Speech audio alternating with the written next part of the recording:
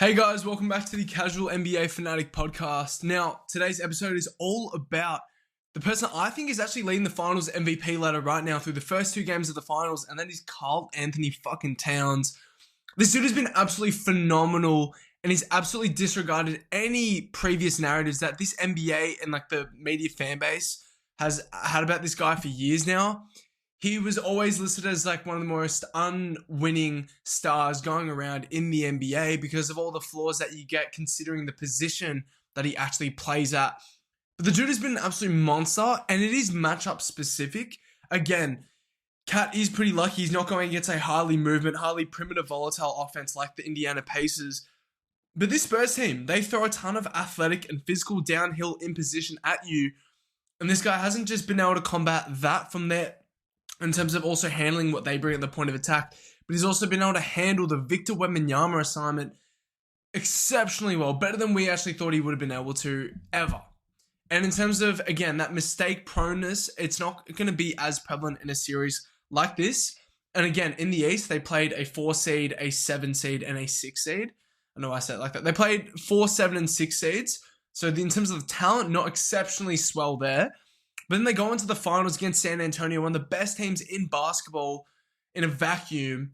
But it does favor Karl-Anthony Towns specifically. Against Oklahoma City with a little bit more perimeter reliability with what Shai Gilgeous-Alexander brings you at the point of attack, and then maybe what Jalen Williams would bring you if he was to be healthy for that series. Guys like Jaron McCain, Alex Caruso, when they're actually sparking as perimeter shooters. And then with all the shit ton of speed and screen navigation, like that confuses Cat a lot. But against a team like this, which is more physically leaning, that is really favored Karl-Anthony Towns. Obviously with Cat, like all the hate and all the, everyone talking about shitting on his defense and whatnot, like it is relatively valid. And the worst case that we saw was literally against the Pacers series last year, especially in that last game, Game 6, when they got absolutely pummeled. And that Pacers series was where he was famously tested. And then also against the Mavericks in 2024, like where do you slot him? Is Karl-Anthony Towns athletic enough and intelligent enough with the timely factors to be a credible low man defensively? We didn't know, especially against that team where Luka was just punishing everything on those blitzes, and Cat on the backline just wasn't satisfactory enough to actually create defensive stops at the rim. And then obviously that's the point. And the fact is with Karl-Anthony Towns, when Karl-Anthony Towns is running the center position and you're going against Karl-Anthony Towns, you want to run him into a bunch of action. Just the point is the Spurs team just doesn't have the same perimeter firepower that other top-tier contenders do. And that just leaves with Cat just a much less requirement for him to be vulnerable coming fully up to the level. And that just it doesn't allow him to jeopardize all the actual defensive concerns which are around his timing and the recovery principles. They don't reap negative consequences for this New York Knicks team. And again, it's all about the specific matchup, especially versus Victor Wembanyama. We talk about the defensive dynamic, and this entire series is kind of just requiring Cat to basically hone into his biggest strength, which is literally just this strength and mobility mix that he brings as an athlete at the center position. This is an exceptional athlete. He brings really plus level foot speed at the position, and he brings a shit ton of strength at the base. And all he's doing is just relying on that to make Victor uncomfortable. Again, as around his waist as well, he's got a super high center of gravity. So he's going to make his catches uncomfortable, make him uncomfortable. And with Wemby, unless it's off ball, and that's where he absolutely dominates, unless it's on ball, unless it's off ball, Wemby does most of his damage as a driver. And Karl-Anthony Towns is one of those guys that can actually really mitigate that, obviously, and he's done that entirely throughout this series.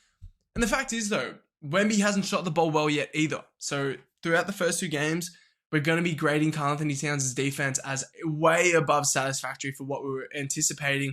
And it's because Victor just hasn't been able to punish him as a spacer off ball either. And that does glorify his defense where he could just brace the drive. Cat's frame and his athleticism allows him to literally just brace Wemby's drives, give him those threes, and if he's not making them, it looks good. So what I'm trying to say with that statement is that obviously after two games, I do anticipate a lot more challenges coming ahead for Karl-Anthony Towns defensively. It's not going to be all roses here in the NBA Finals, but an absolute pivotal start. You take a 2-0 series leaning your way, and Karl-Anthony Towns seems to be the most important piece for that. We talk about first 2 games so far. Like, this dude has absolutely outplayed Victor Wembanyama because offensively, this guy's absolutely surged New York's movement offense. The guy's averaged 19, 12, and 4 through the first 2 games so far. And it's just offensively, the dude can physically impose himself as an offensive hub throughout a full 48 minutes against this matchup. And that's something that Wemby hasn't been able to do. We saw Wemby in the second game. It was like 7 points at halftime, and then he drops 22 in the second half. Again, a ton of it off ball, but the thing is, Karl-Anthony Towns can 48-minute consistently destroy this offense in the half court because there are just so many favorable avenues that he can actually fuel the half court offense. We know Brunson hasn't been overly great as an isolation mismatch attacker, but what Karl-Anthony Towns has done, I mean, as a top of the key fulcrum, as a passer, running that DHO reject screening, and then the spacing gravity, it's so powerful in this series because that quick trigger 3 is absolutely frightening for Victor Wembanyama, and he's actually hitting it. He's 3 for 7 on 3 so far. And then it's also just the driving power play. Like, against Victor, like when Victor's coming up, you can pump fake, and if you get any sort of an angle for Karl-Anthony Towns, he can actually force Victor's shoulders open, and that's the one direction speed towards the rim that is pretty hard to account for, and that's the initial advantage that is so easy to create. And the other fact is, like, this dude's just one of the best rebounders in the NBA. So against Victor, he's getting a ton of damage there.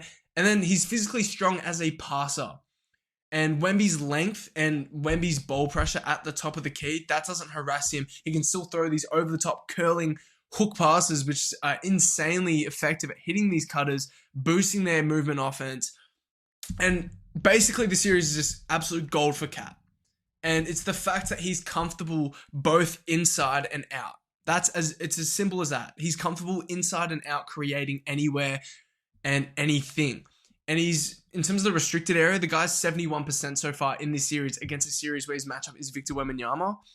And again, he's made 43% of his threes to start.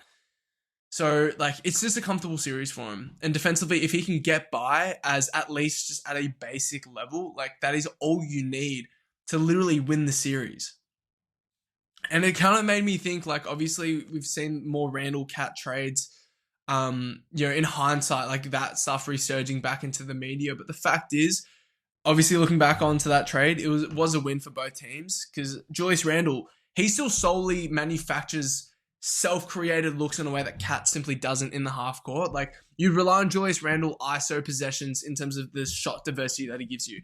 Cat can't create the same fadeaway looks, the same post-up looks that Julius Randle can create, especially in that mid-range. But the trade, obviously New York do come out as winners in terms of what they've actually achieved since the trade. And one of the most underrated pairings, I think, over the past season has really just between Karl-Anthony Towns and Mike Brown. And between these two guys this year, like, they've fully shifted this culture and they've fully amplified every last ounce of talent that this locker room has, especially on the offensive end.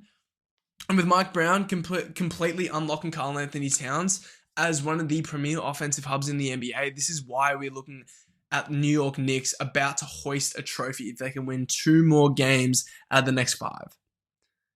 Unbelievable storyline so far, and it's incredible. Karl-Anthony Towns is one of my favorite players when I started following the league, and after all the hate and all the negativity that even I've had towards him, it's actually really fucking cool to see one of the stars of this generation really come through in a massive way and finally be hopefully rewarded with the trophy. I'm leaning towards the Knicks. I'm an OKC fan, so I'm leaning towards the Knicks to win this title. But Karl-Anthony Towns has been absolutely amazing, and hopefully he can keep it up towards the rest of this series, which has been absolute gold in cinema so far. I appreciate you guys for listening, and I'll catch you guys in the next one.